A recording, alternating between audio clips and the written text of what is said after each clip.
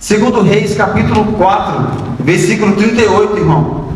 A palavra de Deus diz assim: e voltando Eliseu a Gilgal, havia fome naquela terra, e os filhos dos profetas estavam sentados na sua presença. E disse ao seu moço: põe a panela grande ao lume, e fazer um caldo de ervas para os filhos dos profetas. Então um saiu ao campo a apanhar ervas, e achou uma parra brava, e colheu dela a sua capa, cheia de coloquitidas, e veio e as cortou na panela do caldo, porque as não conheciam. Assim tiraram de comer para os homens.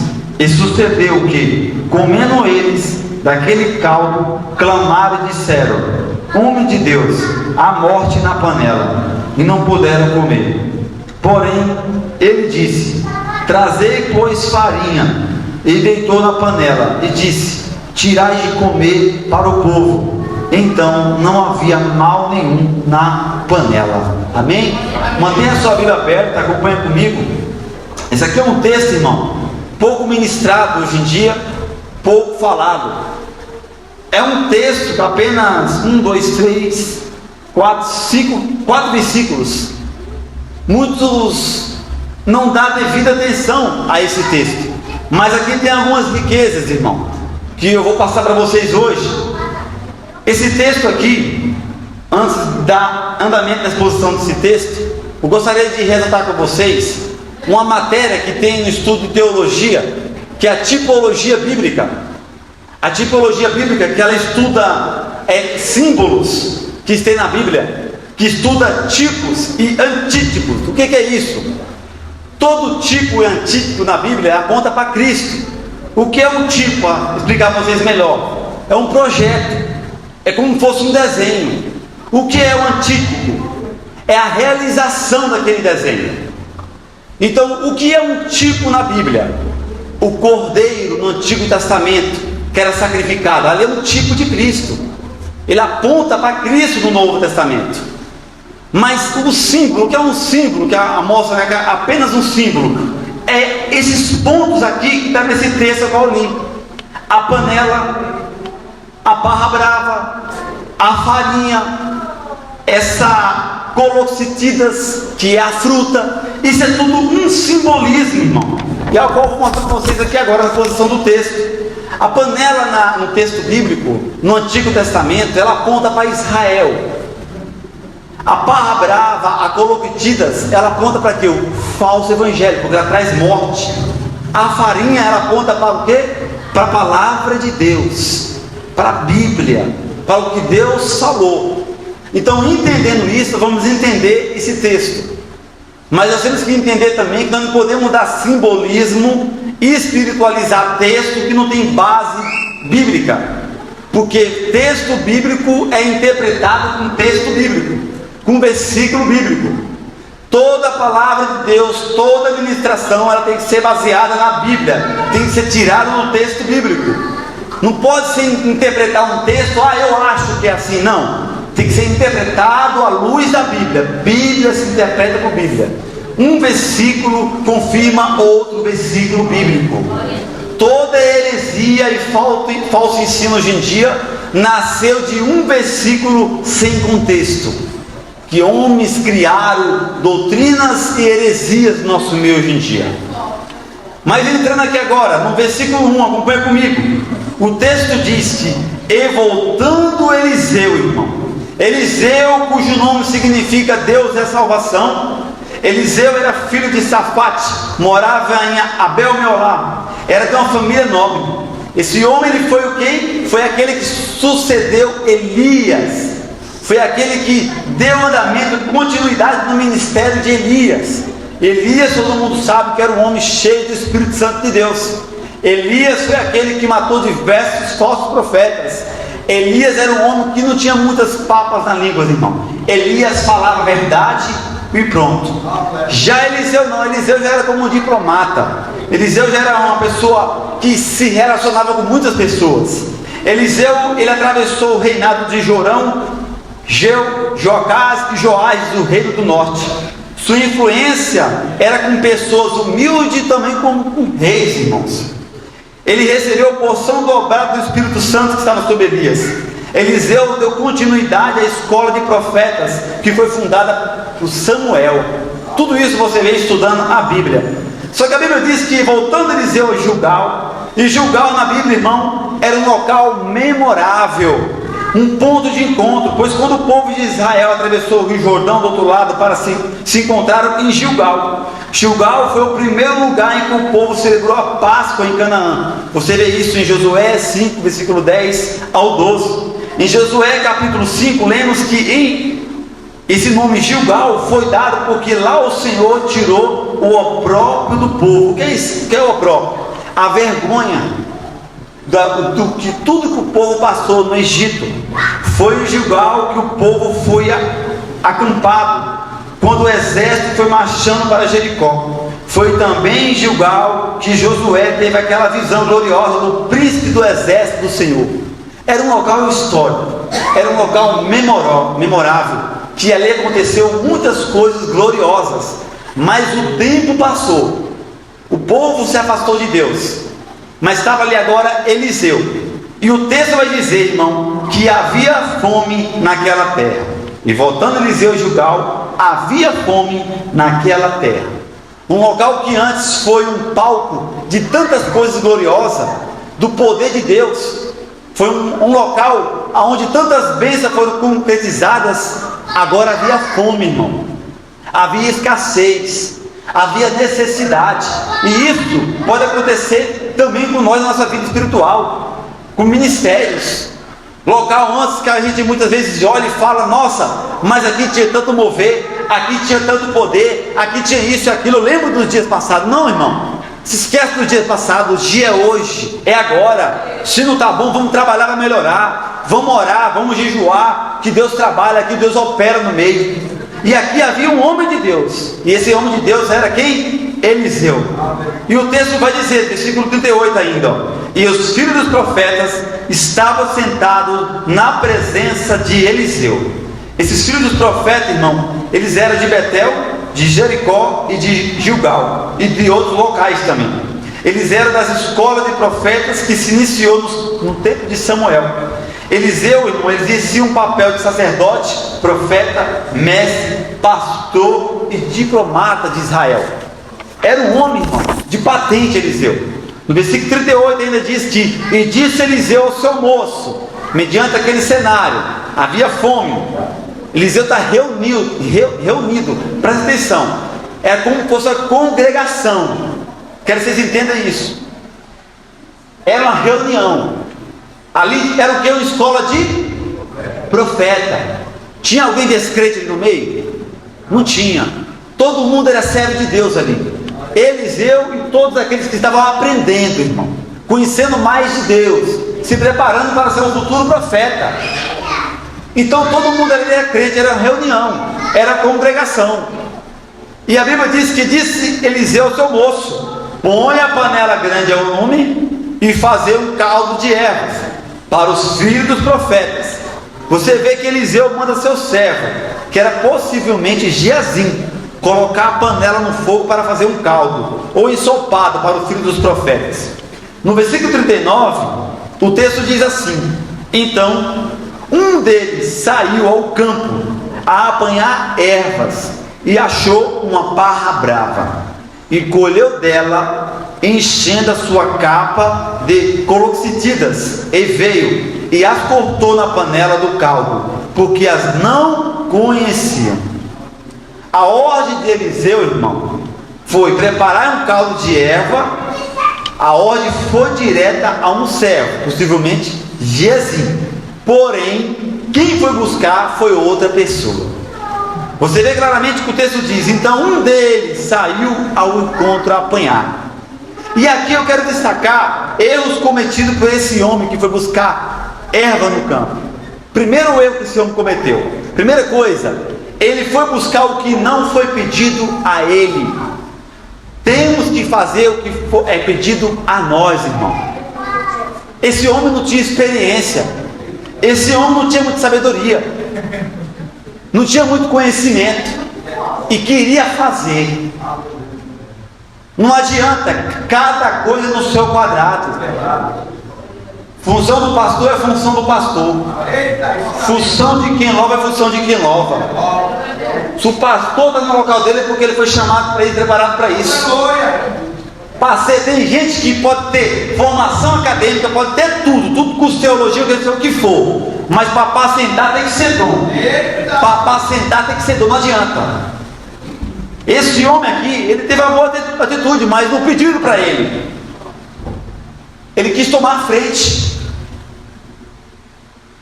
Ele se precipitou. E aqui também nós temos um erro de Geazim, se foi ele, que foi a pessoa que teve a ordem direta para ele. A negligência de querer terceirizar o serviço na mão do outro.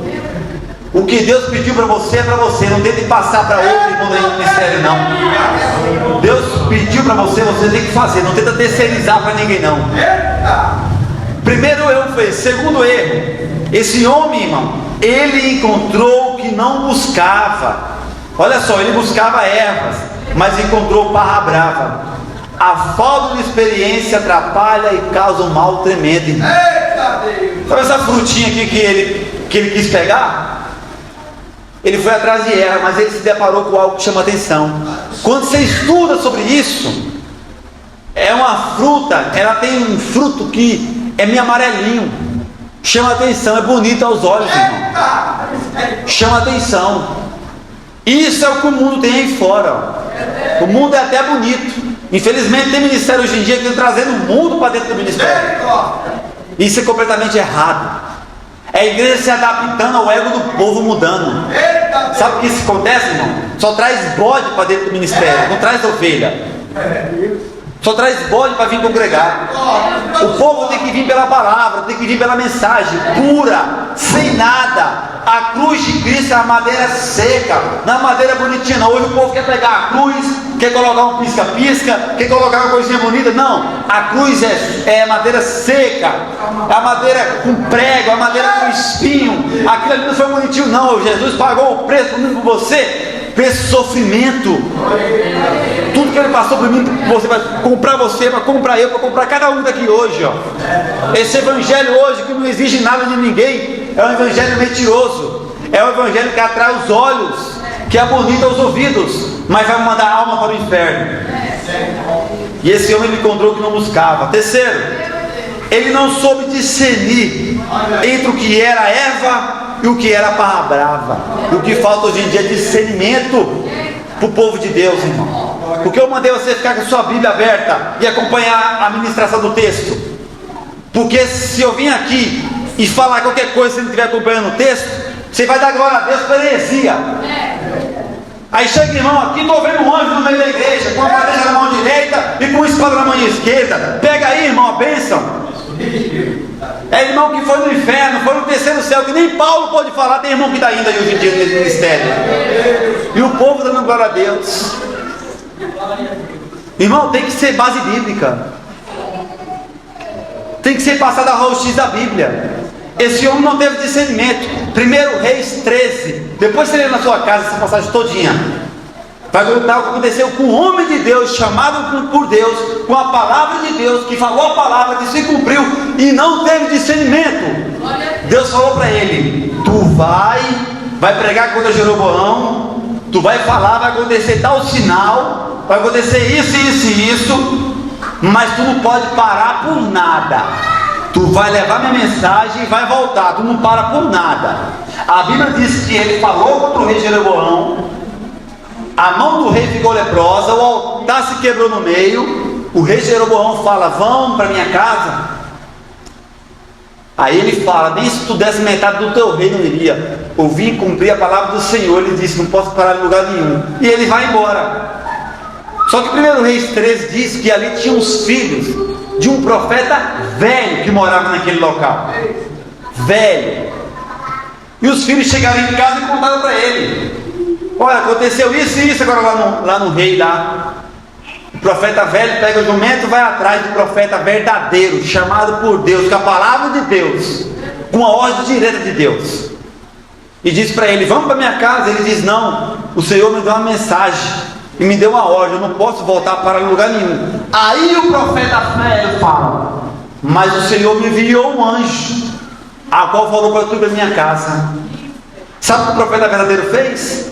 Deu ouvido ao falso profeta, foi para a casa do falso profeta, comendo na mesa do falso profeta. Deus tomou a boca do falso profeta para corrigir o verdadeiro profeta, porque ser usado por Deus não é sinônimo de Deus estar na vida de ninguém. Rodar, pular, dar mortal, falar em línguas, profetizar, isso, aquilo, aquilo outro, isso não é sinônimo de você estar aprovado por Deus. O que importa é o que a palavra de Deus diz. Essa Bíblia aqui está formada há cerca de quase 3.000 anos, e o que está nela escrito não pode ser tirado, não pode ser mudado. Se Deus diz que é para seguir a direita, não pode ir para a esquerda. Se Deus falou uma coisa, é o que Deus falou, não é o que o pastor falou.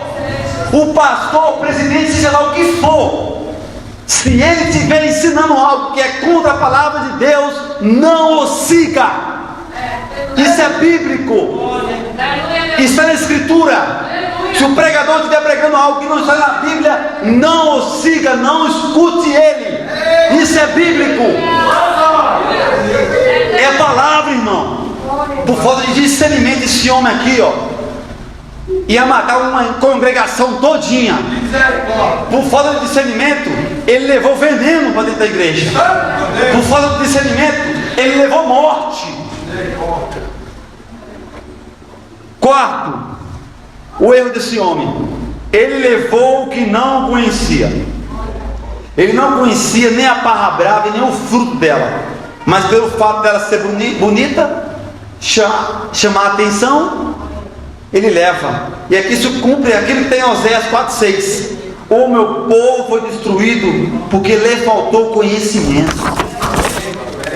A palavra, irmão, Bíblia está aqui para você ler, para você estudar, para você crescer na graça e no conhecimento.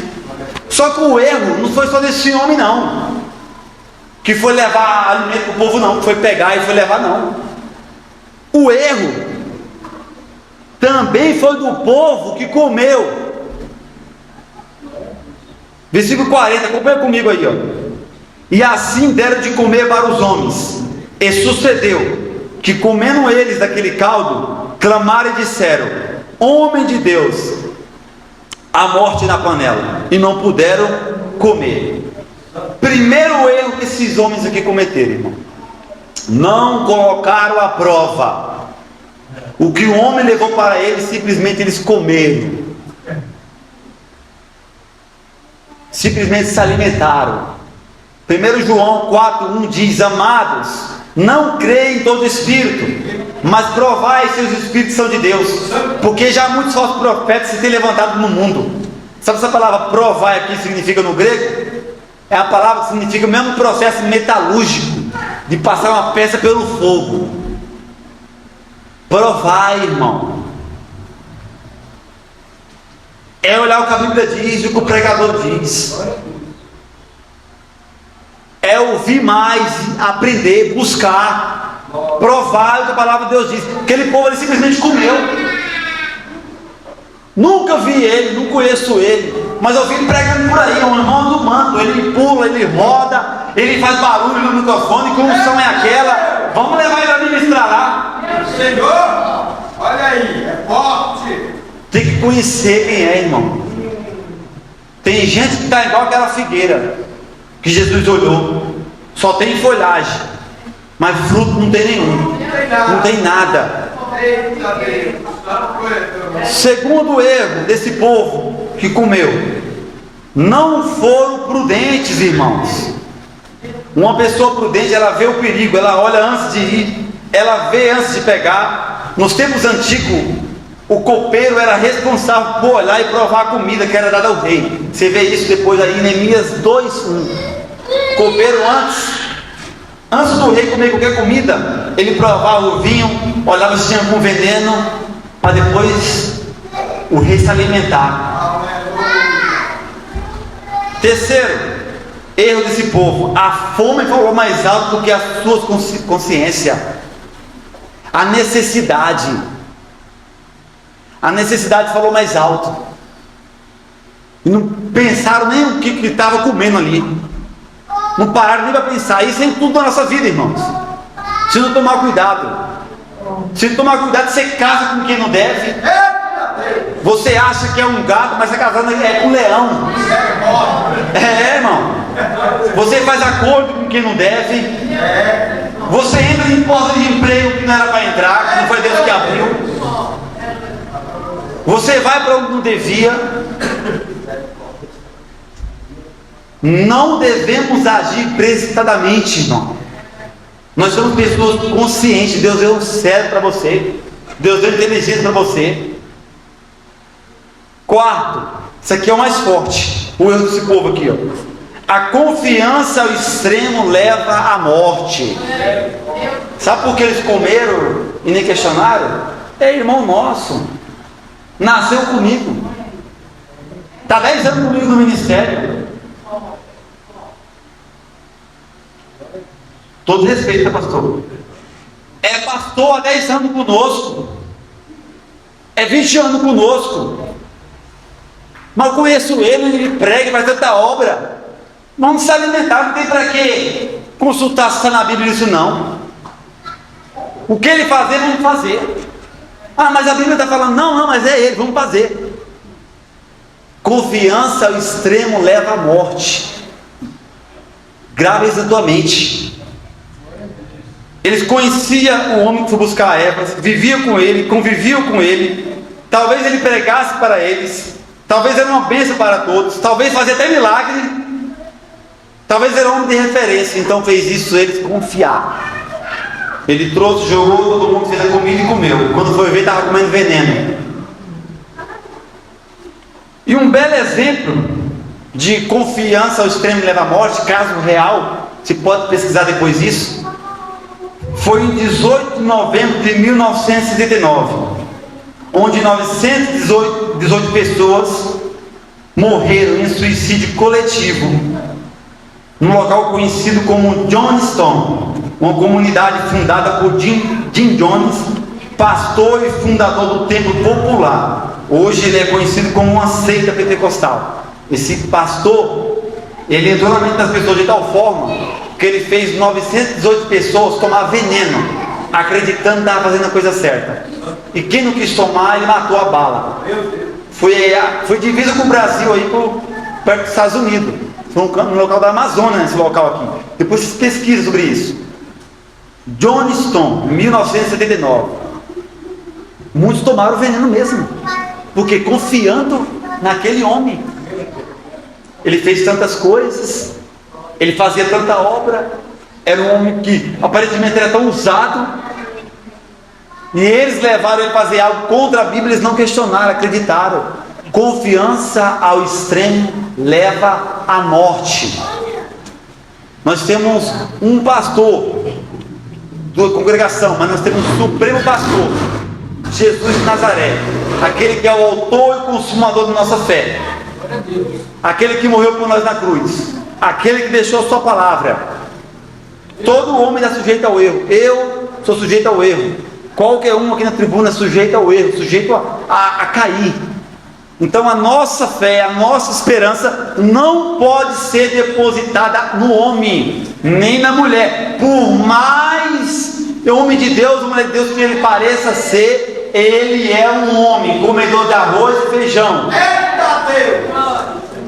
Então nós temos que olhar para Cristo 100%. Você não vai se decepcionar, porque se você confiar no homem 100%, ele cair, vir um escândalo, ele vai ser uma pedra de tropeço para a tua vida. Vocês viram agora há pouco tempo o caso daquela cantora? O homem subia no altar, pregava, fazia isso, aquilo, outro, mas era o demônio dentro de casa. E ela vivia a vida de aparência. Então, peçam para Deus discernimento. Versículo 41, irmão. O texto diz: porém ele diz, quando os homens viram que era veneno, né? Falou, há morte na panela. Aí Eliseu chega, homem de Deus, com discernimento, com sabedoria, cheio do Espírito Santo. Eliseu diz, porém ele disse, trazei farinha, e deitou na panela, e disse, dai de comer ao povo. E já não havia mal nenhum na panela. O que é a farinha, irmão? É a representação, que é a palavra de Deus, irmão. O que a igreja precisa é da palavra. O que a igreja precisa é do evangelho. É a palavra que transforma, que liberta, que purifica, que salva, que traz avivamento. É a palavra anunciada que liberta o homem do tráfico, que liberta o homem do homossexualismo, que liberta da prostituição, que liberta da fornicação, que liberta da mentira, que liberta de tudo que não presta. É a palavra, irmão. Nós precisamos de enfeite e de mudanismo na igreja, não. Nós precisamos de palavra, mensagem da cruz, mensagem do evangelho, Cristo e esse crucificado. Essa é a mensagem. Se no sermão não vem Cristo, se no sermão não denuncia pecado, não anuncia o juízo de Deus, irmão, rasga o sermão, que não tem sermão. O que mais tem hoje em dia é a mensagem. Que você procura Cristo na mensagem, você não acha. A mensagem hoje é tudo: Deus vai te abençoar nisso, vai te abençoar naquilo, vai fazer isso, está entrando com providência, chave de carro, chave de moto. Irmão, Deus abençoa, mas o mundo não é nossa casa, nós estamos de passagem. Eu costumo falar sempre e repito: Jesus não morreu na cruz para não dar vida boa para ninguém na terra, não, irmão. Para fazer todo mundo empresário, não. Ele pagou outro preço para nos livrar do fogo eterno, da condenação eterna. Esse é o objetivo do evangelho. Se você quer ser bem-sucedido, vá trabalhar, vai estudar, vai se capacitar, que Deus abençoa. Mas o princípio do evangelho é salvação, irmão. E hoje acontece muito isso, infelizmente é isso. O que acontece mais hoje em dia é pessoas interesseiras, que só quer vir a Cristo por algo em troca. Da mesma forma daquele povo de João 6, que só estava atrás de Cristo por causa de pão e de peixe, irmão. Mas nós devemos permanecer na palavra. Igual o profeta fez aqui, porém ele disse: trazei farinha, e deitou na panela, e pode comer, porque não havia mais mal nenhum. Porque onde tem palavra de Deus pregada, anunciada, irmão, não prevalece o erro. Mau caráter, ou se converte ou sai. Fala português, cara. Pilantra, ou se converte ou sai. Onde tem palavra ministrada não fica o erro, o pecado não fica, o veneno não fica, a morte não fica, porque a palavra de Deus, irmão, é a palavra viva, eficaz, mais afiada que a espada dos gumes, que penetra a alma, irmão. Revela tudo, irmão. É o poder de Deus. Através da mensagem, irmão, através da palavra de Deus, Deus opera. Só que nós temos que se atentar que do mesmo jeito que tinha morte aqui nesses dias aqui, essa morte dentro da igreja está vindo, irmão. Ela está vindo com uma nova roupagem, um novo tipo de erva. Vamos falar rápido aqui que a hora se avança. O primeiro é o evangelho pirista. O que é evangelho pirista? Que só preza sinais e maravilhas. Felizmente muita gente está assim. As pessoas acham que culto só é culto se tiver revelação, se tiver profecia, se tiver movimento, quebra-quebra, rodando, pulando. Irmão, isso não é culto não, irmão. Culto racional, sabe o que é culto racional? Culto racional não se prende a 2 horas igual hoje, irmão. A palavra culto racional que está estudando no original é a sua vida dedicada a Deus 100%. E não é 2 horas aqui não, é do portão para fora, no trabalho, na escola, na faculdade, dentro do casamento. O testemunho, igual o irmão falou, é tudo. Culto racional é isso. Culto racional, as pessoas acham hoje em dia que é barulheira. Então o evangelho pirista, ele preza sinais mais do que a palavra. Ele preza movimentos mais do que a palavra. Ah, pregador, você não crê? Nós que eu creio. Eu creio no falar em línguas, eu falo em línguas. Eu creio em profecia, creio em revelação. Creio no poder de Deus, sim, mas não em meninice. Segundo, o evangelho antropocêntrico. O que isso quer dizer? O evangelho voltado somente para o homem. As palavras só é para agradar o ego do homem. Culto feito para o homem, para agradar as pessoas. Não pode ferir. Palavras que só levantam o ego do ser humano. Você é o queridinho de Jesus. Você é o ponto fraco de Jesus. Não, nós somos miseráveis, pecadores. Que se não for a graça de Deus, está todo mundo no inferno. O Evangelho da prosperidade, que Deus virou o Deus da lâmpada, que realiza o desejo de todo mundo. O Evangelho teológico cêntrico, que valoriza mais o ensino do que o poder do Espírito Santo. Cuidado! Onde valorizaram mais ensino, não prezaram pelo batismo do Espírito Santo, deixaram o dom do Espírito Santo, pararam de crer no Espírito Santo, se criou o ateísmo. O exemplo claro disso na Europa. Ministérios lá que antes foi palco de avivamento, hoje virou balada, discoteca, abandonado. O Espírito Santo opera hoje, opera amanhã e opera até Cristo vir. O Espírito Santo revela, o Espírito Santo batiza, Ele cura, Ele liberta, Ele purifica, Ele transforma o nosso coração no mais íntimo, mais profundo. Ele está aqui agora no nosso meio. Ele me conhece a mim, conhece a você. Ele é nosso ajudador. Ele não mudou, Ele continua no nosso meio. Existe também o evangelho filosófico, que não crê no mundo espiritual, não crê nos anjos, não crê nos demônios. E existe o evangelho farisaico, que vê o demônio no brinco, numa Coca-Cola, mas não vê os demônios em cima dos púlpitos, ensinando um falso ensino para muita gente. E existe também o evangelho do entretenimento, onde estou colocando de tudo dentro da congregação, para atrair pessoas. Você viu há pouco tempo agora mesmo, Halloween dentro do ministério, pastor vestido de Superman. Eu vi ontem, um motoqueiro entrou com a bolsa do iFood para entregar uma Bíblia para o pastor. O pastor tinha pedido. Teatros, irmão. Para que isso? Isso não segura ninguém.